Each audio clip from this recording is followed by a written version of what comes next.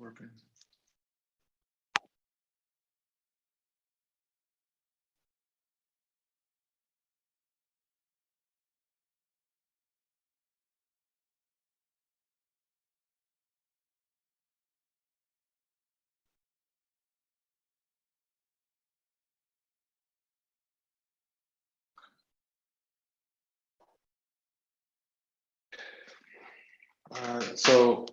Greetings, YouTube. Beautiful mind here. So welcome, scholars. We are continuing our exploration of derivatives. So we just had our exam 1 over chapters 1 and 2. So now we're moving on to the second half where we're starting with chapter 3. And this chapter is regarding applications of differentiation. So now we're going to take those techniques that we practiced and learned on differentiation and see several applications. So section 3.1, we're going to be looking at using first derivatives to find max and min values and sketch graphs. Some objectives here: we'd like to find relative extrema of a continuous function using the first derivative test, and then we'd like to sketch the graph of continuous functions. Okay. So some definitions. A function f is increasing over some interval I if for every a and b on the interval I, if a is less than b, then f of a is less than f of b, right? So you have some interval, whenever a is less than b, then you have f of a is less than f of b. So that means the function is increasing, right? Less than the input b, then the output for a is less than the output for b. That means the function is increasing. A function is decreasing over an interval I if for every a and b on that interval I, whenever a is less than b, then f of a is greater than f of b, right? So if you think of a function as decreasing, whenever a is less than b, then that means f of a is going to be greater than f of b. The input of a is less than, if the input of a is less than the input of b, then the output for a is greater than the output for b. So that's for decreasing functions. 1, let f be differentiable over an open interval I. If f prime is greater than 0 for all x in interval I, then f is increasing over the interval. Sorry. It's like, what's happening? It's 5:40 in the morning. I'm doing the best I can. But so this week, we're trying to get through 4 sections. So I told myself, I was, okay, well, let's try to get through at least 1 right now. We'll do another one later. It's positive for all x on the interval I, then the function is increasing over that interval. So remember, with our discussions on the derivative, f prime, that tells us the slope of the tangent line at any given point for any value of x on the function, right? So if the slope of the tangent line is positive for any x on this interval, that means the function is increasing over the interval.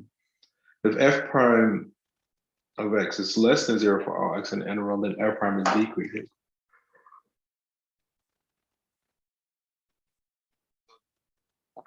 What do we mean? So now let's look at this term, it's called a critical value.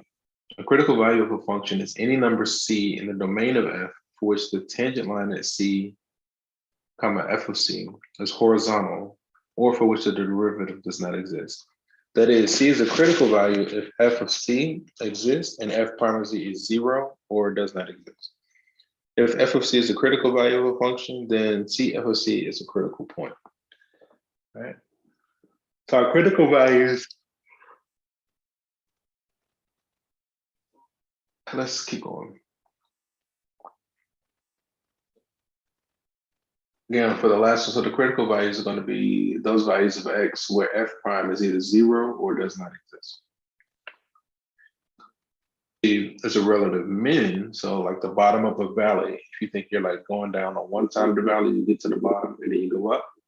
So we said f of c is a relative min if there exists an I there exists an interval I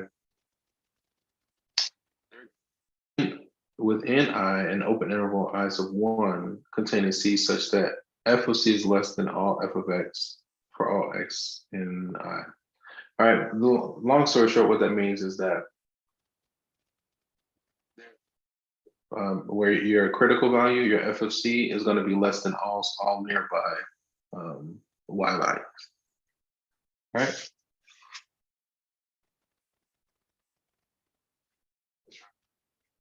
And this is just kind of like giving some of the backstory a little bit. I feel like once we start working several of these examples, this will become more clear. F of C is a relative max if there exists within I an open interval I2 containing C such that F of C is greater than all Y. So we have some intervals, some open interval, and our critical value X or C. When you plug that C into the function, you get F of C. It's going to be higher than all nearby Y values, right? For all X on this interval I2. If a function f has a relative extrema value f of c on an open interval, then c is a critical value. And then f prime of c is either going to be 0 or it does not exist, right? So the critical values of our functions occur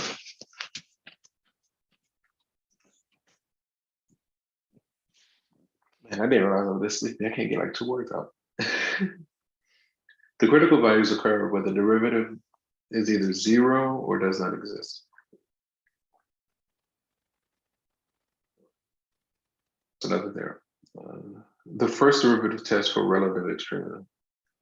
Okay.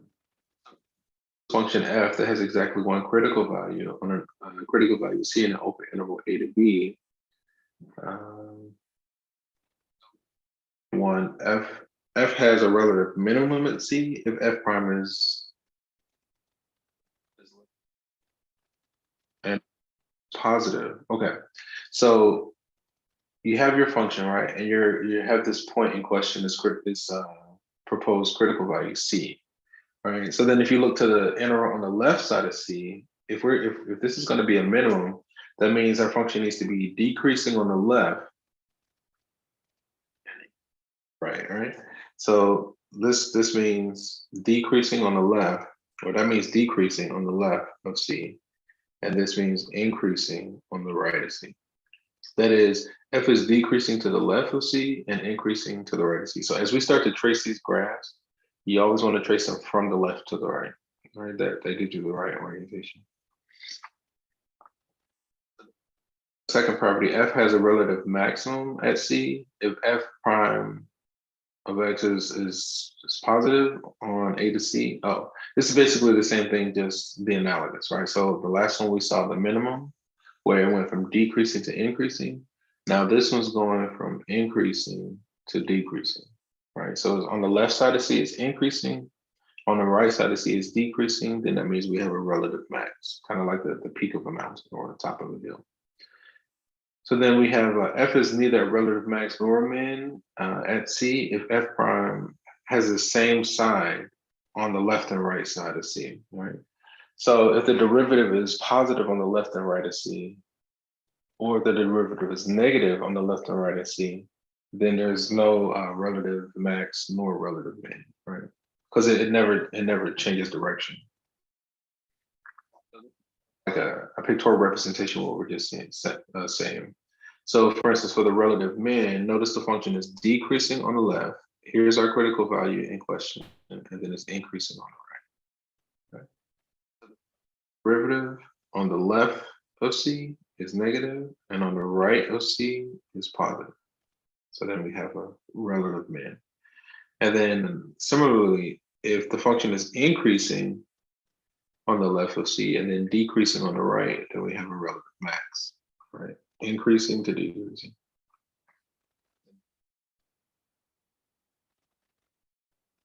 Examples where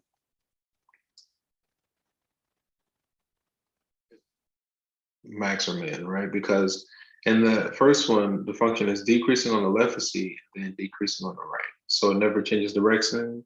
And it's a similar argument for this one. It's increasing on the left and increasing on the right.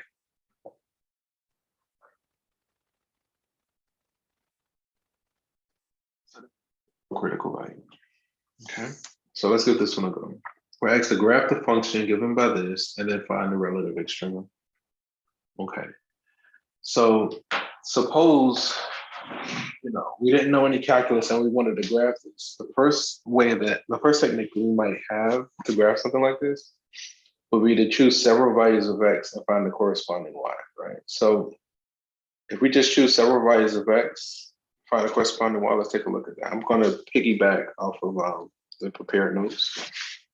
So So suppose that we're trying to graph the function and we don't know any calculus. What can we do? We can plot a few points to determine in which direction the graph seems to be turning. Let's pick some x values. So again, they just chose some random x value. Well, not random, but we just chose some x values. So -3, -2, so on and so on. Then you find the corresponding y. Right? So then at the peak, the slope of the tangent line is going to be 0. At these critical values, right? These critical points. So at the critical point, the slope of the tangent line is going to be 0. Slope of the tangent line is going to be 0. Right? Okay. I think the question also asks us to go ahead and find the critical value. So then to find the critical values are going to occur when the derivative is either 0 or does not exist. Right? I'm just going to keep piggybacking for now. So we can see some of the features of the graph from the sketch. Now we're going to calculate the coordinates of these features precisely. So first we're asked to find the general expression for the derivative. I mean, we can do this if we need to. I'm just going to use this for now. Determine whether f prime does not exist or where f prime is equal to 0. So basically we will set this to 0 and solve. We can factor out a 6 from everything, and then we'll have x squared minus x minus 2.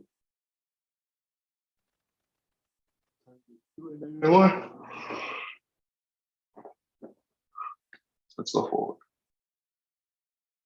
So 0, you see the 2 and the -1.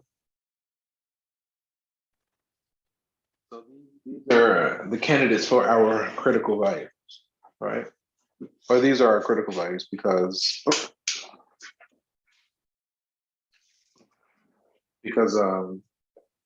these values make the denominator 0 or undefined. So then we take these critical values and we plot them on a number line, right? So since we got 2 critical values, they break the number line up into 3 sections. Like you have region A to the left of -1, you have region B in the middle of -1 and -2, and you have region C to the right of 2. So then we want to determine how is the function behaving in these 3 regions, right? So if we choose a number in region A, namely a number to the left of -1, so let's choose x is -2. So when x is -2, let's see what happens to our derivative. This is going to be negative. This is going to be negative. Double negative is positive. So our function should be increasing in region A. Let's look at B. So for region B, let's choose x equals 0.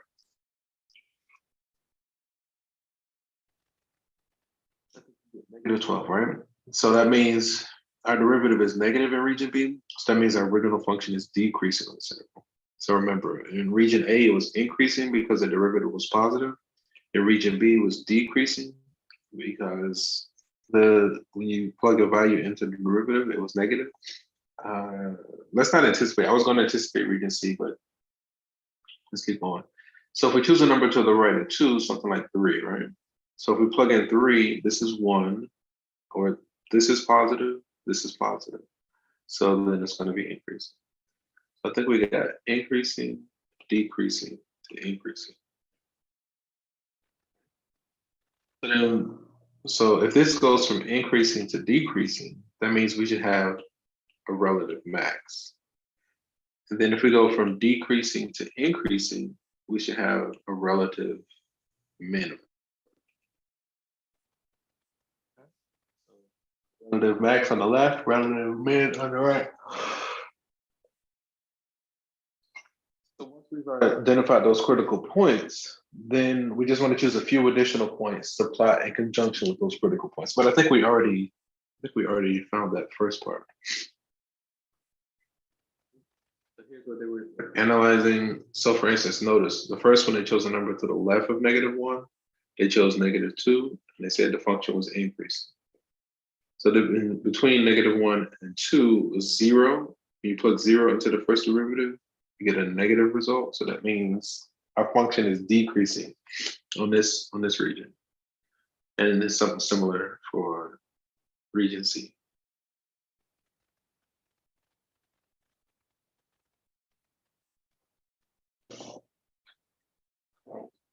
Okay, let's keep going. So I'll leave the quick checks for you as an exercise. If you'd like to talk about them, we can. Find the relative extrema for this function given by this and sketch the graph. Okay, if we want the relative extrema, basically what we do is we take the derivative and we find those values of x that make the derivative either 0 or undefined. All right. So our derivative, our f prime, let's see. So we can use the chain rule that 2/3 comes down.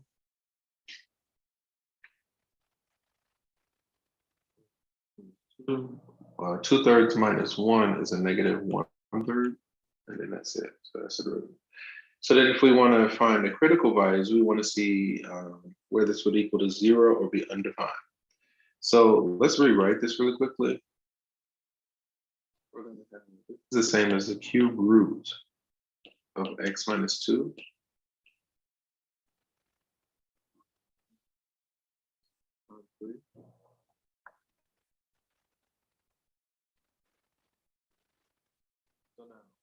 When this would, since this is like a rational expression, like a fraction, when a fraction is going to be 0 when the numerator is 0, but the numerator will never be 0 here. So then we also need to consider the values of x to make the function, the derivative, undefined.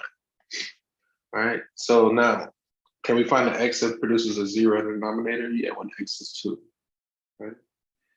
So then, when x is 2, that's a critical number that we want to consider. Okay. So then next we need to look at the first derivative. So f prime of x. We need to see how the function behaves basically on the left side of 2 and on the right side of 2. So left to 2, I'm going to choose 0. If we plug 0 into the first derivative, let's see. So if we plug in 0, this will be what? Negative. The negative cubed is going to be negative. So then we get a negative result.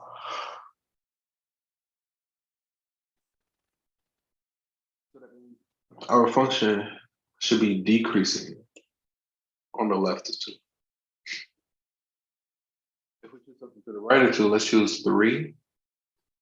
So when x is 3, this is positive, which is 1. Cube root of 1 is 1. And then we finish with a positive result.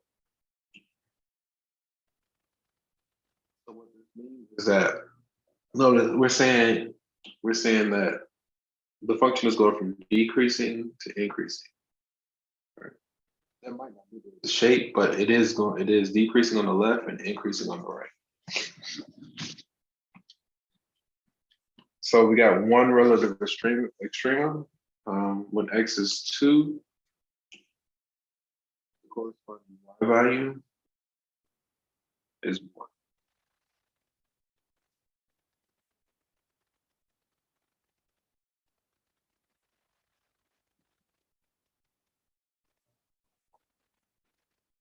So that should be our relative extrema. And then for the graph, we're just going to choose a few additional points, right? And so I'm going to kind of piggyback off the prepared notes. Right. Back to this. So then we find where the derivative does not exist or where it's 0. Note that f prime does not exist where the denominator equals 0. So the denominator equals 0 when x is 2. X equals 2 is a critical value. F prime of x equal to 0 where the numerator equals 0. Since this can't be equal to 0, there is no solution for f prime equal to 0. So therefore, x equals 2 is the only critical value. All right, because in the previous ones, we were getting critical values and whether the derivatives, I can't get it out. The derivatives were 0. In this case, we can't make the derivative 0, right? Because 0. And if this were 0, that would make the function undefined, which we've already addressed. Let's keep going. So then you can see the critical value of 2 that we chose, that we found. On the left of it, we got that the function was decreasing. And then to the right of 2, we chose 3, and the function was increasing. So it's something that's going from decreasing to increasing. So then we would just choose a few additional points between and beyond this critical value, and then put it together. So decreasing to increasing, that means we have a relative minimum value.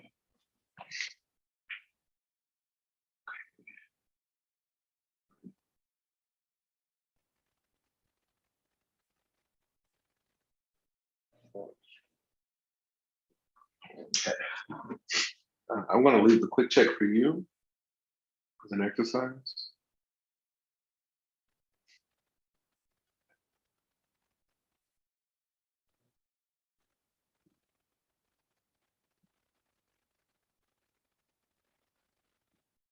This one. So then we're asked to find any relative extrema and sketch the graph of the function given by this. Okay. So let's start by finding the derivative. So then g prime of x. So we have to use a product rule. The first, which is this guy, times the derivative of the second. So the derivative of e is itself. So it's going to be e to the negative x times the derivative of the exponent, which is going to be what? Times negative 1. So that's the first times the derivative of the second plus the second, which is this, times the derivative of the first, which is going to be 2x.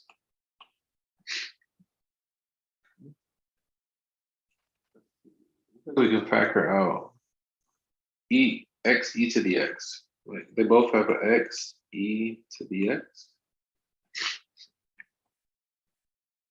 Okay. I'm going to kind of rearrange things a little bit. So then this will give us 2x.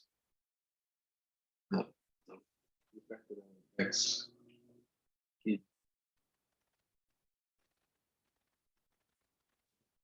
2 minus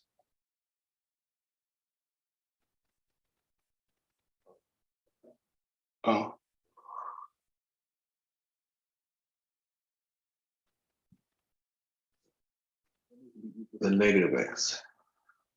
Okay. So the negative x. So then what's left in that first term is negative x.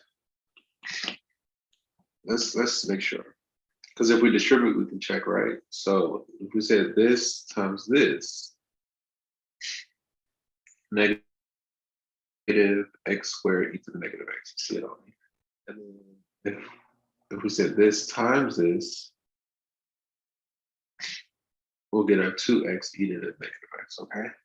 So then we want to see when this is going to be either 0 or undefined. So we can use the zero factor properties. We have 2 or more things that multiply to give us 0. So we might want to consider x equals 0. I think e to the x will never be 0, so we can ignore that one. And then 2 minus 0, right? So x equals 0 and 2. Okay. So then the critical values, let me see. We have 0, we got 2. This expression won't be 0. So these are our critical values. So then what we want to do is take these and see and look at the first derivative. We want to see how the function behaves between and beyond these critical values.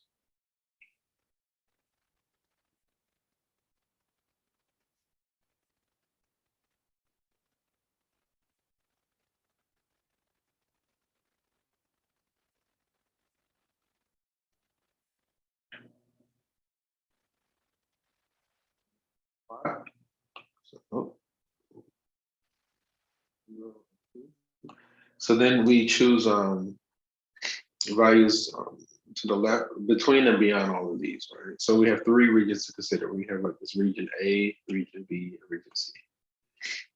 So to the left of 0 is like when x is negative 1.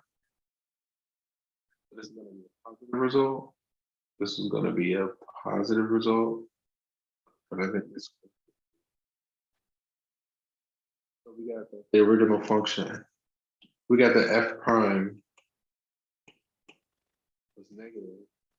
So that means the original function should be decreasing on that interval.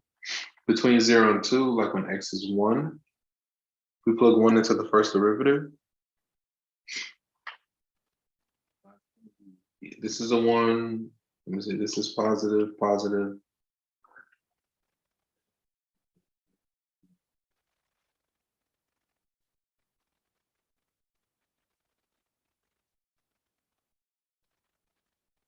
So that means our function should be increasing on this interval.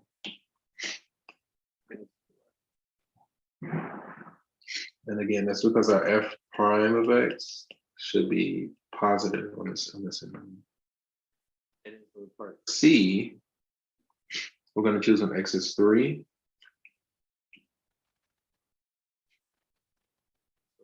This is going to be negative.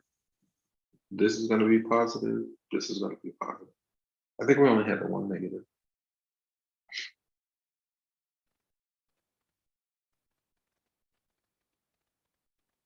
So because the final expression was negative, the original function should be decreasing. Okay. So then we have something that's going from decreasing to increasing to decreasing. So then that means at 0 we should have at 0 we're gonna have what, a relative min, because it's like the bottom of the valley, and then for part 2 that's going to be a relative max. This is going from increasing to decreasing. So we have our critical value. So basically you take this when x is 0, when x is 2, you plug them into the original. So when x is 0, I think it collapses. So one critical value is the origin. And to the right,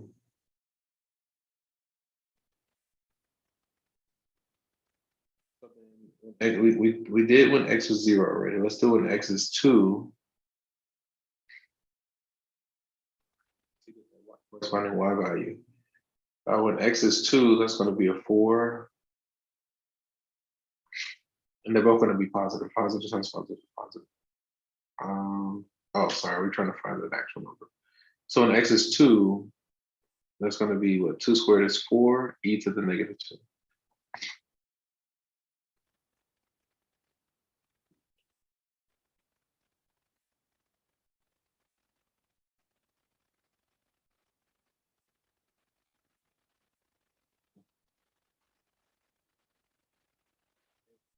Number to find it exact. We're saying that these are the coordinates for our.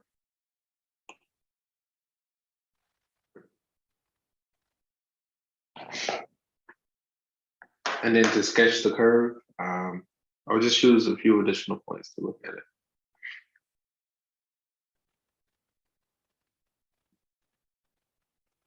Okay, 0 to 2.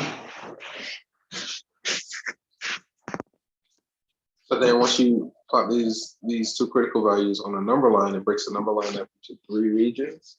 Then you gotta choose a point in each region, plug it into the first derivative, and then interpret the results. If the first derivative is negative, then the function is going to be decreasing on that region. So it looks like we're going from, with this example, we're going from decreasing to increasing. So let's see. Decreasing, this one should be decreasing. So that means we have a relative min and a relative max. And then we take those x values and plug them to the original to get the corresponding y. So 0 is a relative min, 2, 4, e to the negative 2 is a relative max. So you see the max. And then they just chose several, like a few additional points between and beyond these critical values. You put them together and you get something like this. Summary, we have that a function f is increasing over interval I if for all a and b such that a is less than b and f will be, well, equivalently, the slope of the secant line connecting a and b is positive is this. A function f is decreasing if the function is what, going from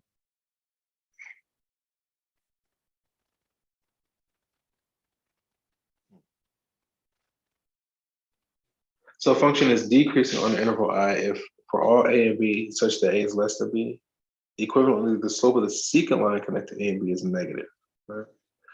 I mean, I feel like that one is we're going to work some more where we see that in upcoming sections. Okay. So using the first derivative, a function is increasing over interval I if for all x and I, the slope of the tangent line at x is positive. That is basically f prime is positive for the interval. Similarly, a function is decreasing on the interval if all x and I, the slope of the tangent line is negative. That is, f prime is negative, right? So the first derivative can tell us about increasing, decreasing, and they can identify critical values in the form of relative min and relative max. A relative maximum point is higher than all other points in some interval containing it. Similarly, a relative minimum point is lower than all points in the same interval containing it. So the y value of such a point is called a relative maximum value or minimum based on the context of the function. And then minimum and maximum points are collectively called extrema. Critical values are candidates for possible relative extrema. The first derivative test is used to clarify a critical value as a relative minimum, a relative max, or neither.